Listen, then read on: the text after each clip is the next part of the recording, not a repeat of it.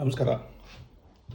ನಾನು ಮುಂಚೆ ಈ ಕಥೆ, ಕಾದಂಬರಿಗಳು, ಈ ಸುಧಾ ತರಂಗ ಮ್ಯಾಗ್ಝಿನ್ಗಳು ಬರೋದು, ಮಯೂರ ಅಂತ ಬರೋದು, ಚಂಪಕ ಅಂತನೂ ಬರೋದು ಅನಿಸುತ್ತೆ, ಟಿಂಕಲ್ ಅಂತ ಬರೋದು, ಈ ಥರ ಪುಸ್ತಕಗಳನ್ನ ಓದ್ತಾ ಇದ್ದೆ.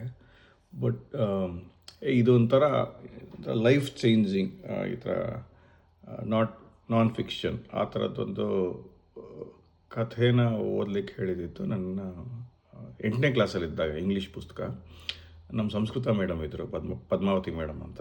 ಹೂ ಮೂಡ್ ಮೈ ಚೀಸ್ ಅನ್ನೋ ಒಂದು ಪುಸ್ತಕ ಕೊಟ್ಬಿಟ್ಟು ನನಗೆ, ನೀನು ಇದನ್ನು ಓದು, ನಿನಗೆ ಇಷ್ಟಪಡ್ತೀಯಾ ಅಂತ ನನಗೆ ಕೊಟ್ಟಿದ್ದರು. ಅದೇ ರೀತಿಯಲ್ಲಿ ಸಾಕಷ್ಟು ಸ್ನೇಹಿತರಾಗಲಿ, ಒಂದಷ್ಟು ಹಿರಿಯರು ಬೇಕಾದವರು ಕೆಲವು ಪುಸ್ತಕಗಳೇ ಇದನ್ನು ಓದೋ. ಸೆಲ್ಫಿಶ್ ಜೀನ್ ಓದಿದ್ದೆ, ಫೈಟ್ ಕ್ಲಬ್ ತುಂಬ ಇಷ್ಟಪಟ್ಟು ಓದಿದ್ದೆ, ಫೌಂಟೇನ್ ಹೆಡ್ ಅಥವಾ selling the wheel, it's a very good one. Sapiens ಇರ್ಬೋದು, ಹೋಮೋಡಿಯಸ್, ಈ ಯುವಲ್ ನೋವಾ ಹರಾರಿ ಅವ್ರದ್ದು, ಈ ಥರ ಪುಸ್ತಕಗಳೆಲ್ಲ ಓದಿದ್ದೆ, ಖುಷಿಪಟ್ಟಿದ್ದೆ. ನೀವು ಸಾಕಷ್ಟು ಜನ ಅದನ್ನು ಓದಿರ್ತೀರ, ಅದರಿಂದ ಒಂದಷ್ಟು ತೊಗೊಂಡಿರ್ತೀರ. ಈಗ ಒಂದು ಹೊಸ ಪುಸ್ತಕ ಬಂದಿದೆ. ಬಟ್ ಅದ್ರ ಬಗ್ಗೆ ಯಾಕೆ ಮಾತಾಡ್ತಾ ಇದ್ದೀನಿ ಅಂದರೆ, ಅದರ ಬಗ್ಗೆ ಹೆಮ್ಮೆ ಕೂಡ ಇದೆ. ನನ್ನ ಸ್ವಂತ ತಮ್ಮ ಶ್ರೀಕರ್ ನಾಗ್ ಈ ಪುಸ್ತಕ ಬರೆದಿದ್ದಾನೆ, ದ ಡಿಸ್ಟೋಪಿಯನ್ ಮೈಂಡ್ ಅಂತ. ಓದಿದ್ದೀನಿ,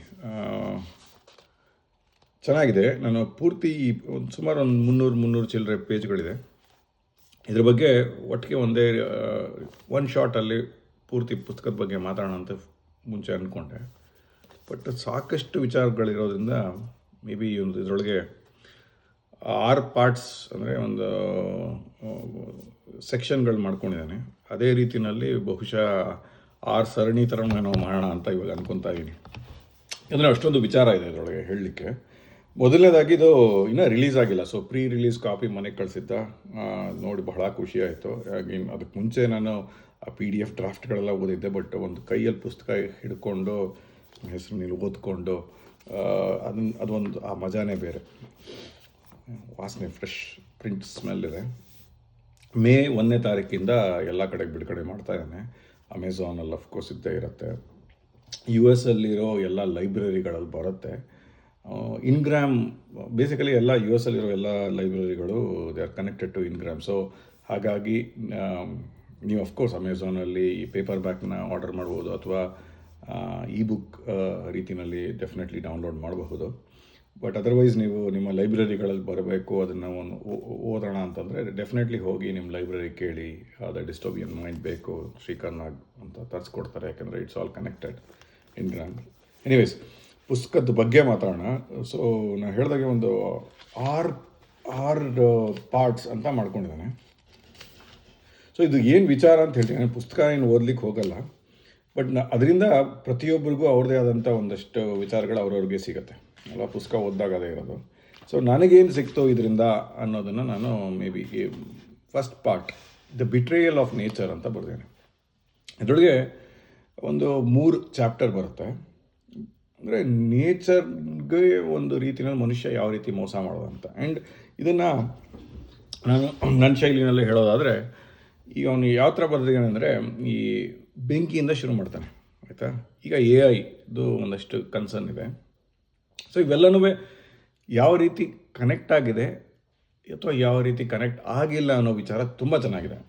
ಈಗ ಒಂದು ರೀತಿಯಲ್ಲಿ ನೋಡಿದ್ರೆ ಜಗತ್ತು ಅವತ್ತಿಂದ ಇವತ್ತವರೆಗೂ ಬದಲಾಗೇ ಇಲ್ಲ. ಇನ್ನೊಂದು ರೀತಿ ನೋಡಿದ್ರೆ ಪ್ರತಿಯೊಂದು ಹಂತದಲ್ಲೂ ಬದಲಾಗಿದೆ. ಸೊ ನಾವು ಯಾವ ದೃಷ್ಟಿಕೋನದಲ್ಲಿ ನೋಡ್ತೀವಿ ಅನ್ನೋದು ಅದ್ಭುತವಾಗಿ ಬರ್ದಿದ್ದೇನೆ. ಒಂದಷ್ಟು ಎಕ್ಸಾಂಪಲ್ಸ್ಗಳು ತೊಗೊಂಡಿದ್ದೇನೆ, ಚೆನ್ನಾಗಿದೆ. ಈಗ ಶುರು ಮಾಡೋದು ಯಾವ ಥರ ಅಂದರೆ, ಈಗ 2023ನಲ್ಲಿ ಒಬ್ಬ ಮಹಿಳೆ ಪಾಪ ತನ್ನ ತಂದೆನ ಕಳ್ಕೊಂಡಾಗ, ಈ ಫ್ಯೂನರಲ್ ಇದೆಲ್ಲ ಆಗತ್ತಲ್ಲ, ಆಕೆಗೆ ಅವ್ರ ತಂದೆ ಬಗ್ಗೆ ಒಂದಷ್ಟು ಮಾತಾಡಬೇಕಾಗಿತ್ತು. ಒಂದಷ್ಟು ಜನ ಬಂದಿರ್ತಾರೆ. ಮಾತಾಡಬೇಕಾದಾಗ ಅವ್ರು ಈ ಥರ ಇದ್ದರು, ಅವ್ರಿಗೆ ಗಾರ್ಡನಿಂಗ್ ಇಷ್ಟ ಇತ್ತು, ಈ ಥರ ಓಡಾಡ್ಕೊಂಡಿದ್ರು ಅಂತ ಒಂದು 4-5 ಲೈನ್ ಬರೆದುಬಿಟ್ಟು ನಾನು ಫ್ಯೂನರಲಲ್ಲಿ ಅವ್ರ ಬಗ್ಗೆ ಮಾತಾಡಬೇಕು ಅಂತ. ವಯಸ್ಸಾಗಿರೋ ತಂದೆ ಅಲ್ವಾ, ಎಷ್ಟು ವರ್ಷಗಳು ಬದುಕಿರ್ತಾರೆ. ಸೊ ಇವಳಲ್ಲಿ ಇರೋವಂಥದ್ದು ಒಂದು 4-5 ಮೆಮೊರಿಗಳನ್ನ ತೊಗೊಂಡು ಒಂದು AI ಟೂಲಲ್ಲಿ ಬರೆದಾಗ ಅದು ಒಂದು ಕಾಂಟೆಂಟ್ ಕ್ರಿಯೇಟ್ ಮಾಡಿಕೊಡ್ತು, ಈ ಥರ ಮಾತಾಡುವಂಥ. ಇವಳಿಗೆ ನೋಡಿ ಅದನ್ನು ಬಿಕ್ಕಿ ಹತ್ಬಿಟ್ಟಿದ್ದಾಳೆ. ಏನಪ್ಪ, ನಮ್ಮ ತಂದೆ ಬಗ್ಗೆ ಇಷ್ಟು ಕರೆಕ್ಟಾಗಿ ಥಟ್ ಅಂತ ಎಲ್ಲ ವಿಷಯಗಳು ಬಂದ್ಬಿಡ್ತಲ್ಲ, ಇದೇನ ಅದ್ಭುತ ಮಾಯೆ ಇದು ಅಂತ. ಅಂದರೆ ಈಗ ಎ ಐ ಅಯೋಮಯ ಅಂದಾಗೆ ಅಯೋಮಯನೂ ಆಗ್ಬೋದು, ಅಯೋಮಯನೂ ಆಗ್ಬೋದು. ನನ್ನ ಸ್ನೇಹಿತರು ಒಬ್ಬರು ಆ ಥರ ಹೇಳ್ತಾ ಇರ್ತಾರೆ. ಸೊ ಆ ವಿಚಾರನ ನೀವು ನೋಡಿದ್ರೆ ಅವಳಿಗೆ ತುಂಬ ಖುಷಿ ಆಯಿತು ಮೊದಲು. ಎ ಐಯಿಂದ ನಮ್ಮ ತಂದೆ ಬಗ್ಗೆ ಇಷ್ಟು ಬೇಗ ಪಟ್ ಅಂತ ಬಂದ್ಬಿಡ್ತಲ್ಲ ಅಂತ. ಬಟ್ ಎಲ್ಲೋ ಒಂದು ಕಡೆ ಡಿಸ್ಕಂಫರ್ಟ್ ಶುರು ಆಗುತ್ತೆ. ಅಂದರೆ ಇಲ್ಲಲ್ಲ, ಈ ಒಂದು 4-5 ಸೆಂಟೆನ್ಸ್ ಕೊಟ್ಬಿಟ್ರೆ ನಮ್ಮ ತಂದೆ ಬದುಕು ಬಗ್ಗೆ ಈ ಥರ ಹೇಳಿಬಿಡ್ತಲ್ಲ. ಅಂದರೆ ಒಂದು ಪ್ಯಾಟರ್ನ್ ಮ್ಯಾಚಿಂಗ್ ನಡೆದಿದೆ. ಅದರಿಂದ ಒಂದು ರೀತಿ ಭಯ ಕೂಡ ಆಯಿತು. ಬಟ್ ನೀವು ಒಂದು ಸ್ಟೆಪ್ ಹಿಂದೆ ನೋಡಿದ್ರೆ ಈ ಪ್ಯಾಟರ್ನ್ ಮ್ಯಾಚಿಂಗು ಹುಟ್ಟಿದಾಗ್ಲಿಂದನೂ ನಮಗಿರುತ್ತೆ ಅಲ್ವಾ. ಈಗ ಹುಟ್ಟಿದಾಗ್ಲಿಂದ ಪ್ರತಿಯೊಬ್ಬ ಮಹಿಳೆನೂ ತನ್ನ ತಾಯಿಯಾಗಲ್ಲ, ಆ ಮಗುಗೆ ತಕ್ಕಂತ ಗೊತ್ತಾಗ್ಬಿಡುತ್ತೆ. ಇವ್ರು ನಮ್ಮಮ್ಮ, ಇವ್ರು ನಮ್ಮಪ್ಪ. ಪ್ಯಾಟರ್ನ್ ಮ್ಯಾಚಿಂಗ್ ಶುರುವಾಗುತ್ತೆ. ಅದಕ್ಕೆ ಇನ್ನೂ ಒಂದು ಮಜವಾಗಿರೋ ವಿಚಾರ ಕೊಡಬೇಕು ಅಂದರೆ, ನೀವು ಈಗ ಈ 20s 30s ಇರ್ತಾರಲ್ಲ, ಅಥವಾ ಈ ಪ್ರೀತಿನಲ್ಲಿ ಬಿದ್ದಿರೋರು, ಈ ಲವ್ ಅಲ್ಲಿರೋರು, ಅವರು ಕೇಳಿ, ನನ್ನ ಲವ್ ಸ್ಟೋರಿ ತುಂಬ ಡಿಫ್ರೆಂಟ್ ಆಗಿದೆ ಅಂತ ಪ್ರತಿಯೊಬ್ಬರೂ ಅದೇ ಥರ ಫೀಲ್ ಮಾಡ್ಕೊತಾರೆ. ಅಂದರೆ if you just step back and talk to them ಅಲ್ವಾ, ಎಲ್ಲದಕ್ಕೂ ಒಂದೇ ಪ್ಯಾಟರ್ನ್ ಇರುತ್ತೆ. There are already templates defined. ಪ್ರೀತಿ ಬಿದ್ದಾಗ್ಲೂ ಒಂದು ಟೆಂಪ್ಲೇಟ್ ಇರುತ್ತೆ. ಈಗ ವಿಚ್ಛೇದನ ಆಗುತ್ತಲ್ಲ, ಲವ್ ಬ್ರೇಕಪ್ ಆಗೋದು ಅಥವಾ ಮದುವೆಗಳು ಒಡೆದೋಗೋದು, ಅವ್ರದ್ದು ನಮ್ಮ ಪ್ರಾಬ್ಲಮ್ ತುಂಬ ಡಿಫ್ರೆಂಟ್ ಆಗಿತ್ತು ಅಂತಾರೆ. ಬಟ್ ಕೇಳಿ ನೋಡಿ, ಒಂದಷ್ಟು ಜನದ್ದು ವಿಚಾರ ತಿಳ್ಕೊಂಡ್ರೆ, ಈ ಥೆರಪಿಗಳು ನಡೆಸ್ಕೊಡ್ತಾರಲ್ಲ ಅಂಥವ್ರು ಕೇಳಿ, ಆ ಡಾಕ್ಟರ್ಗಳಿಗೆ ಅಥವಾ ಕೌನ್ಸಿಲರ್ಸ್ಗೆ, they already say there are patterns ಅಂತ. ಅಂದರೆ ಇದಕ್ಕೆ ಎ ಐ ಬಂದು ನಮಗೆ ಆ ಥರ ತೊಂದರೆ ಕೊಡಬೇಕಾಗಿಲ್ಲ. ಆ ಪ್ಯಾಟರ್ನ್ ರೆಕಗ್ನಿಷನ್ನು ಮುಂಚಲಿಂದನೂ ಇದೆ ಅನ್ನೋ ಒಂದು ವಿಚಾರ. ಆ್ಯಂಡ್ ಇದು ಶುರುವಾಗೋದು ಕತೆ ಇದೇ ರೀತಿಯಲ್ಲಿ. ಬೆಂಕಿ ಶುರುವಾದಾಗ you are changing the nature. ಇವಾಗ ಬೆಂಕಿ ಮನುಷ್ಯ ಕಂಡಿಡೋದನ್ನ ಅದನ್ನು ಹೇಗೆ ತರೋದು, ಫಸ್ಟು ಕ್ರಿಯೇಟ್ ಮಾಡೋದು, ಅದನ್ನು ನಿಯಂತ್ರಣ ಮಾಡೋದು, ಇವೆರಡನ್ನ ತಿಳ್ಕೊಂಡ. ಯಾಕೆಂದರೆ ಮುಂಚೆನೂ ಕಾಡ್ಗಿಚ್ಚಾಗ್ತಾ ಇರೋದು, ಈ ಫಾರೆಸ್ಟ್ ಫೈರ್ ಅಂತ ಏನು ಹೇಳ್ತಾರೆ, ಅದು ನೋಡ್ತಾ ಇದ್ದ ಮನುಷ್ಯ, ಆದಿವಾಸಿಗಳು ಅಥವಾ ಆಗಿನ ಕಾಲದ ಮನುಷ್ಯ, ವಾಟ್ ಎವರ್ ಇಟ್ ಈಸ್. ಆತ ನೋಡಬೇಕಾದ್ರೆ ಇದರಿಂದ ಒಂದಷ್ಟು ಬೆನಿಫಿಟ್ ಇದೆ ಅಂತ. ಅಂದರೆ ಬೆಂಕಿಯಿಂದ ಓಡ್ತಾ ಇತ್ತು ಪ್ರಾಣಿಗಳೆಲ್ಲನೂ, ಇವನು ಸಹ ಓಡ್ತಾ ಇದ್ದ. ಬಟ್ ಅದನ್ನು ನಿಯಂತ್ರಣ ಮಾಡಿದಾಗ, ಅಂದರೆ when you tamper the nature, when you start editing the nature ಅಲ್ವಾ, ಅದರ ಬೆನಿಫಿಟ್ ಬರಲಿಕ್ಕೆ ಶುರು ಆಯಿತು. ಅಂದರೆ ಈಗ ಮುಂಚೆ ರಾತ್ರಿ ಕಗ್ಗತ್ತಲೆ ಏನು ಮಾಡಬೇಕು ಅಂತ ಗೊತ್ತಾಗ್ತಾ ಇರಲಿಲ್ಲ. ಎಲ್ಲ ಕಡೆಗೂ ಕಪ್ಪು, ಕತ್ತಲೆ ಜೊತೆಗೆ ಚಳಿ. ಬಟ್ ಈ ಒಂದು ಬೆಂಕಿ ಹಾಕಿದಾಗ ಅದರಿಂದ ಅವನ ದಿನನಿತ್ಯದ ದಿನಚರಿ ಎಕ್ಸ್ಟೆಂಡ್ ಆಗೋಯ್ತು ಆ ಮನುಷ್ಯನ ಅಲ್ವಾ. ಅದು ಬಂತು. ಜೊತೆಗೆ ಚಳಿ ಕಾಯಿಸ್ಬೋದು, ಅದರಿಂದ ಅದು ಬರಲಿಕ್ಕೆ ಶುರು ಆಯಿತು. ಚಳಿನ ಒಂಥರ ನಿಯಂತ್ರಣ ಮಾಡುವಂಥದ್ದು. ಅದಾದ ಮೇಲೆ ಅದರಿಂದ ಈ ಪರಭಕ್ಷಕ ಪ್ರಾಣಿಗಳು, ಇದು ಪ್ರೆಡಿಟರ್ಸ್ ಅಂತ ಏನು ಹೇಳ್ತಾರೆ, ಅದನ್ನು ದೂರ ಓಡಿಸ್ಲಿಕ್ಕೆ ಯೋಚನೆ ಮಾಡೋಕ್ಕೆ ಶುರು ಮಾಡ್ದ ಮನುಷ್ಯ. ಜೊತೆಗೆ ತಾನು ತಿಂತಾ ಇದ್ದ ಆಹಾರ, ಎಲ್ಲೋ ಒಂದು ಹೊಡೆದು ಬಡ್ದು ಅಥವಾ ಕಿತ್ಕೊಂಡು ಬಂದಿರೋಂಥ ಆಹಾರಗಳನ್ನ ಬೇಯಿಸಬಹುದು, ಸುಡಬಹುದು, ಅದರಿಂದ ರುಚಿ ಹೆಚ್ಚಾಗತ್ತೆ. ಅಥವಾ ಕೆಲವು ಆಹಾರಗಳು ಸುಟ್ಟಾಗ ಮಾತ್ರ ತಿನ್ನಬಹುದು ಅನ್ನೋ ಒಂದು ಆ ವಿಚಾರಧಾರೆ ಆತನಿಗೆ ಬಂತು. ಅಂದರೆ ಈ ಮನುಷ್ಯನಿಗೆ ಒಂದು ಹೊಸ ರೀತಿ ಬದುಕು ಬಂತು. ಆ್ಯಂಡ್ ಇವನು ಏನು ಹೇಳ್ತಾನೆ ಪುಸ್ತಕದಲ್ಲಿ ಅದ್ಭುತವಾಗಿ ಹೇಳ್ತಾನೆ ಅಂದರೆ, ಈ ಬದುಕು ಬರೀ ಬದುಕು ಬರಲಿಲ್ಲ, ಅದರಿಂದ ಭಾವನೆ ಬಂತು ಅಂತ. ಭಾವನೆ ಬರೋದಕ್ಕೆ ಅವನೊಂದು ತುಂಬ ಒಳ್ಳೆ ಸೈಂಟಿಫಿಕ್ ಎಕ್ಸಾಂಪಲ್ ಕೋಟ್ ಮಾಡ್ತಾನೆ. Statistics study.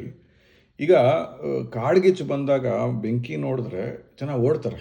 ಸೊ ನಿಮ್ಮ ಪಾಲ್ಪಿಟೇಷನ್ ಜಾಸ್ತಿ ಆಗುತ್ತೆ, ಬ್ಲಡ್ ಪ್ರೆಷರ್ ಜಾಸ್ತಿ ಆಗುತ್ತೆ, ಇವೆಲ್ಲನೂ ಸಮಸ್ಯೆಗಳು ಗೊತ್ತಿರುತ್ತೆ. ಅದೇ ಒಂದು ಕ್ಯಾಂಪ್ ಫೈರ್ ಮುಂದೆ ಕೂತ್ಕೊಂಡ್ರಾಗ, ಇವಾಗ ಒಂದಷ್ಟು ಜನರು ಕೂತ್ಕೊಂಡು ಅಥವಾ ಒಬ್ಬಂಟಿಗನಾಗಿದ್ರೂ ಕ್ಯಾಂಪ್ ಫೈರ್ ಮುಂದೆ ಕೂತ್ಕೊಂಡಾಗ ಒಂಥರ ರಿಲ್ಯಾಕ್ಸೇಷನ್ ಆಗುತ್ತಂತೆ. ಇನ್ನು ಬ್ಲಡ್ ಪ್ರೆಷರ್ ಒಂಥರ ಒಂದು ನಿಯಂತ್ರಣಕ್ಕೆ ಬರುತ್ತೆ. ಅಂದರೆ ಅದೇ ಬೆಂಕಿ ಅದೇ ಕಟ್ಟಿಗೆ, ಆದರೆ ಅದು ನಮ್ಮ ನಿಯಂತ್ರಣದಲ್ಲಿ ಇದೆ ಅಂತ ಗೊತ್ತಾದಾಗ ಮನುಷ್ಯನಿಗೆ ಸಮಾಧಾನ ಇರುತ್ತೆ. ಅದೇ ಪ್ರಕೃತಿನಲ್ಲಿ ಅದೇ ರೀತಿ ಆದಾಗ ಅದು ಪ್ರಕೃತಿ ವಿಕೋಪ ಆಗುತ್ತೆ. ಸೊ ಆ ನಿಯಂತ್ರಣದ ಶಕ್ತಿ, ಅಂದರೆ ಟು ಎಡಿಟ್ ದ ನೇಚರು, ಅಲ್ಲಿಂದ ಶುರು ಆಯಿತು ಅಂತ ಬರೋದು. ಇದು ಬೇಸಿಕಲಿ ಒಂದು ಫಸ್ಟ್ ಚಾಪ್ಟರ್ ಸಾಕಷ್ಟು ವಿಚಾರಗಳು ಹೇಳ್ತಾನೆ. ಅದರೊಳಗೆ ಇದೊಂದು ವಿಚಾರ ನನಗೆ ಅಟ್ಲೀಸ್ಟ್ ಹತ್ರ ಮುಟ್ಟಿದ್ದಂಥದ್ದು. ಸೊ ಇವಾಗ ಬದುಕಾಯಿತು ಬೆಂಕಿಯಿಂದ, ಬದುಕಿಂದ ಭಾವನೆ, ಆ ಎಮೋಷನ್ ಬರಲಿಕ್ಕೆ ಶುರು ಆಯಿತು. ಆ ಭಾವನೆನ ಹೇಳಬೇಕಲ್ಲ, ಒಂದು ಭಾಷೆ ಬೇಕು. ಸೊ ಭಾಷೆ ಕಡೆಗೆ ಹೋದಾಗ ಭಾಷೆನಲ್ಲಿ ಏನು ಬರುತ್ತೆ, ಈಗ ಜಗತ್ತನ್ನು ಅರ್ಥ ಮಾಡಿಸ್ಕೊಳ್ಳೋದು ಹೇಗೆ ಅಂದರೆ, ನನಗೇನೋ ಒಂದು ತಿಳ್ಕೊಂಡಿರ್ತೀನಿ, 10 ವರ್ಷಗಳು ಬರುತ್ತೆ ನನಗೆ. ಎಕ್ಸ್ಪೀರಿಯನ್ಸ್ ಇರುತ್ತೆ, ಅದನ್ನು ನಾನು ಇನ್ನೊಬ್ರಿಗೆ ಹೇಳಬೇಕು. ಅಂದರೆ ಈಗ ನಿಮಗೆ ನೋಡಿ, ಮೊದಲನೇ ಹಂತದಲ್ಲಿ ಬೆಂಕಿ ಬಂದಾಗ್ಲೂ ಇಟ್ ಗೇವ್ ಎಕ್ಸ್ಟ್ರಾ ಟೈಮ್ ಅಲ್ವಾ, ರಾತ್ರಿನೂ ಕೂಡ ಉಪಯೋಗಿಸ್ಬಹುದು. ಇಲ್ಲಾಂದರೆ ಕಾಡು ಕಪ್ಪಲ್ಲಿ ಕೂತ್ಕೊಂಡು ಹೆದರ್ಕೊಂಡು ಮುದುರ್ಕೊಂಡು ಇರೋ ಬದಲು ಇದಾಗತ್ತೆ ಅಂತ.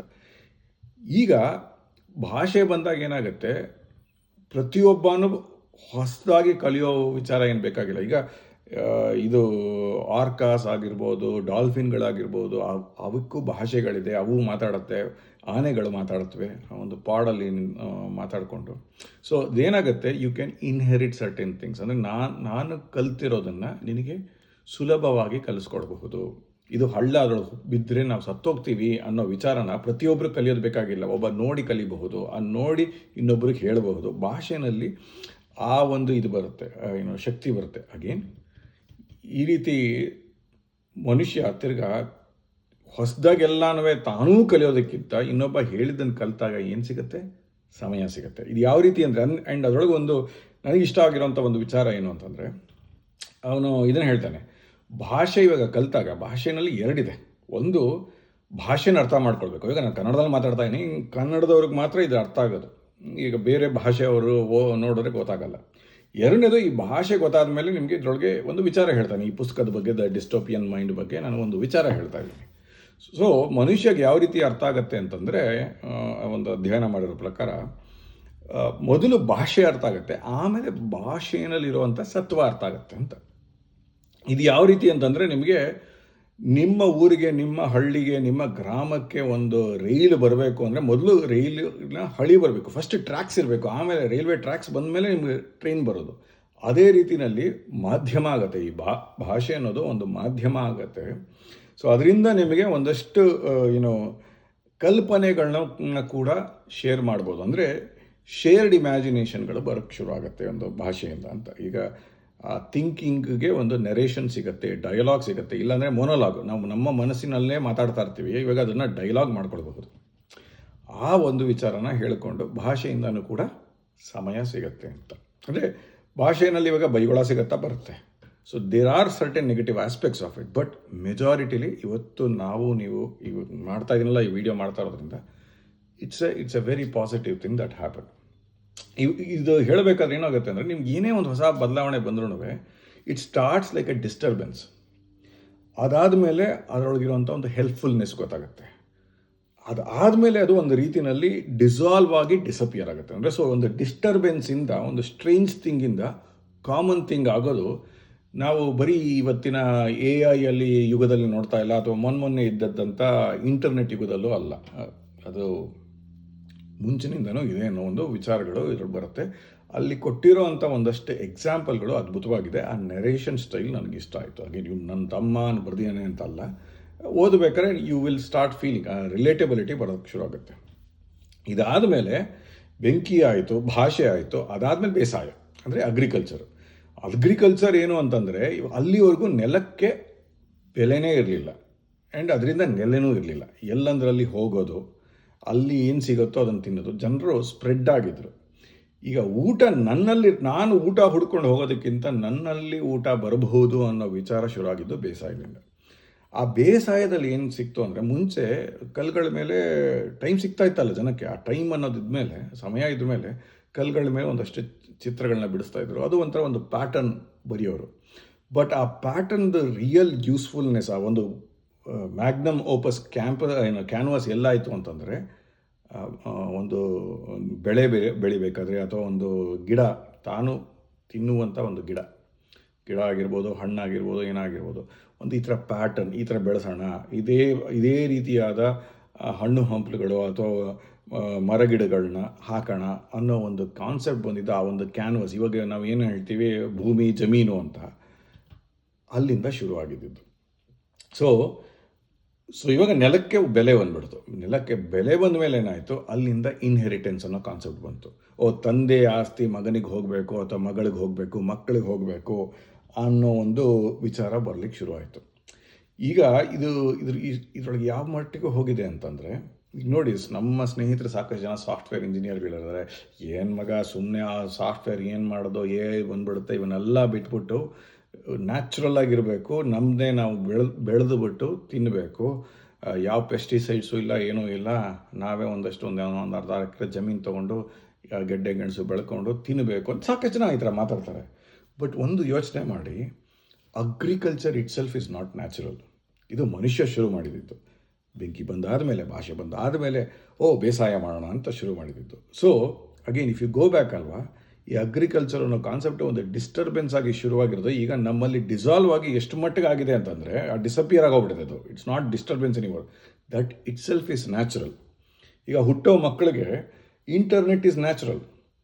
ಇವಾಗ ಹುಟ್ಟೋ ಮಕ್ಕಳಿಗೆ ಇಂಟರ್ನೆಟ್ ಈಸ್ ನ್ಯಾಚುರಲ್ ಅಲ್ವಾ? ಈಗ ನಾನು ನಮ್ಮ ಸ್ನೇಹಿತರ ಹತ್ರ ಒಂದು ಮಾತಾಡ್ತಾ ಇದ್ದೆ. ನಾವು ಚಿಕ್ಕ ವಯಸ್ಸಲ್ಲಿದ್ದಾಗ ಈ ಭತ್ತಗಳನ್ನ ತೆಗೆದು ಕೇರ್ಕೊಂಡು ಪ್ರತಿ ಸಂಜೆ ಕಲ್ಲುಗಳು ತೆಗೆದ್ರಿಂದ ಅನ್ನ ಮಾಡೋರು. ಇನ್ಫ್ಯಾಕ್ಟ್ ಹಿಟ್ಟುಗಳು ಅಷ್ಟೇ, ಗೋಧಿ ತಂದು ಮನೆ ಹತ್ರ ಇರೋ ಮಿಲ್ಗೆ ಹೋಗಿ ಮಾಡೋರು. ಈಗಿನ ಮಕ್ಳು ಕೇಳಿ ಅದೇನು ಅಂತ ಕೇಳ್ತಾರೆ. ಅಲ್ಲ, ಇದು ಅಕ್ಕಿ ಮರದಲ್ಲಿ ಬೆಳೆಯುತ್ತೋ ಗಿಡದಲ್ಲಿ ಬೆಳೆಯುತ್ತೋ ಅಂತ ಅದಕ್ಕೆ ಸರಿಯಾದ ಉತ್ತರ ಕೊಟ್ಬಿಟ್ರೆ ಅದೇ ಸಂತೋಷ. ಡಿಪಾರ್ಟ್ಮೆಂಟ್ ಸ್ಟೋರಿಂದ ಬರಲ್ಲ ಅನ್ನೋ ಹತ್ರ. ಸೊ ಇದರಿಂದ ಏನಾಗ್ತಾ ಇದೆ, ನಾವು ಏನು ಕಳ್ಕೊತಾ ಇಲ್ಲ, it is becoming easier. So it is becoming natural to us ಅನ್ನೋ ಒಂದಷ್ಟು ವಿಚಾರಗಳು ಅದ್ಭುತವಾಗಿದೆ. ನಾವು ಕೊಟ್ಟಿರೋಂಥ ಒಂದಷ್ಟು ಎಕ್ಸಾಂಪಲ್ಗಳು. ಸೊ ಇದು ಬೇಸಿಕಲಿ ಮೊದಲನೇ ಭಾಗ ಈ ಥರ ಎಂಡ್ ಆಗಿದೆ. ಯಾರೋ ಜೇಮ್ಸ್ ಸ್ಕಾಟ್ ಅನ್ನೋ ವ್ಯಕ್ತಿ ಅದನ್ನು ಒಂದು ಆರ್ಗ್ಯುಮೆಂಟ್ ಮಾಡಿದ್ದ ಅಂತ. ಏನು ಅಂತಂದರೆ, ಈ ನೆಲದಿಂದ ನೆಲೆ ಶುರು ಆಯಿತು, ಅದಕ್ಕೊಂದು ಬೆಲೆ ಬಂತು. ಜೊತೆಗೆ ಏನಾಯಿತು ಅಂತಂದರೆ ಅದನ್ನು ಸಂಗ್ರಹಣೆ ಮಾಡಬಹುದು, ಯು ಕ್ಯಾನ್ ಸ್ಟೋರ್ ಫುಡ್ ಅನ್ನೋ ಒಂದು ಕಾನ್ಸೆಪ್ಟ್ ಬಂದಾಗ ಅದಕ್ಕೆ ಅದನ್ನೇ ಸುಭದ್ರವಾಗಿಡಬೇಕು ಅನ್ನೋ ಒಂದು ಯೋಚನೆ ಬಂತು. ಒಂದು ಸೆಕ್ಯೂರಿಟಿ ಸಿಸ್ಟಮ್ ಬೇಕು, ಆ ಸುಭದ್ರತೆಗೆ ಒಂದು ಆಡಳಿತ ಬೇಕು, ಆ ಆಡಳಿತ ನಡೆಸೋದಕ್ಕೆ ಒಂದಷ್ಟು ಕಪ್ಪ ಕೊಡಬೇಕು, ಒಂದು ಟ್ಯಾಕ್ಸೇಷನ್ ಸಿಸ್ಟಮ್ ಬರಬೇಕು. ಸೊ ಅಲ್ಲೇ ಒಂದು ಅಡ್ಮಿನಿಸ್ಟ್ರೇಟಿವ್ ಆ್ಯಂಡ್ ಟ್ಯಾಕ್ಸ್ ಸಿಸ್ಟಮ್ ಶುರುವಾಗಿರೋದು ಅಲ್ಲಿಂದ. ಯಾಕೆಂದರೆ ಆ ಹೊಸ ರೀತಿ ಭಯ ಬರೋಕ್ಕೆ ಶುರು ಆಯಿತು ಮನುಷ್ಯನಿಗೆ. ಪ್ರಾಣಿ ಭಯ ಇತ್ತು, ಬೆಂಕಿ ಭಯ ಇತ್ತು, ಅದನ್ನೆಲ್ಲ ನಿಯಂತ್ರಿಸ್ಕೊಂಡು ಬಂದಾಗ. ಸೊ ಅಂಥ ಇವಾಗ ಪ್ರಾಣಿ ಭಯ ಇರಲಿಲ್ಲ, ಯಾಕೆಂದರೆ ಬೆಂಕಿ ತೊಗೊಂಡು ಅಂದ್ಬಿಡೋನು. ಆದರೆ ಹೊಸ ರೀತಿ ಭಯ, ಹೆಗ್ಗಣಗಳು ತಿನ್ಬಿಡ್ಬೋದು, ಅಥವಾ ನಾನು ಸಂಗ್ರಹಿಸೋ ಊಟ ಇನ್ನೊಬ್ಬ ಬಂದು ತೊಗೊಂಬಿಡ್ಬೋದು, ಅದಕ್ಕೊಂದು ಸೆಕ್ಯೂರಿಟಿ, ಅದಕ್ಕೊಂದು ಭದ್ರತೆ ಕೊಡಬೇಕು ಅನ್ನೋ ಒಂದು ವಿಚಾರಗಳೆಲ್ಲನೂ ಬಂತು ಅಂತ ಜೇಮ್ಸ್ ಸ್ಕಾಟ್ ಅನ್ನೋ ವ್ಯಕ್ತಿ ಅದ್ರ ಬಗ್ಗೆ ವಿಶ್ಲೇಷಣೆ ಮಾಡಿದ್ದ, ಒಂದಷ್ಟು ಆರ್ಗ್ಯುಮೆಂಟು ಮಾಡಿದ್ದ ಅನ್ನೋದನ್ನೆಲ್ಲ ಬರ್ದೇನೆ. ಇದು ನೀವು ಅಗೇನ್ ಸುಮಾರು ಒಂದು 65 ಪೇಜ್ ಏನೋ ಬರ್ದೇನೆ ಅನಿಸುತ್ತೆ ಇದನ್ನು. ಮೊದಲನೇ ಚಾಪ್ಟರು. ಇದೇ ರೀತಿ ಸಾಕಷ್ಟು ವಿಚಾರಗಳಿದೆ. ಇನ್ನೊಂದಷ್ಟು ಮಾತಾಡೋಣ. ಮೊದಲನೇ ಚಾಪ್ಟರ್ ಇಷ್ಟು, ಓಕೆನಾ? ಹಾಗೆ ನೋಡಿ, ದ ಡಿಸ್ಟೋಪಿಯನ್ ಮೈಂಡ್. ನೀವು ಡೆಫಿನೆಟ್ಲಿ ಅಮೆಝಾನಲ್ಲಿ ಸಿಗುತ್ತೆ.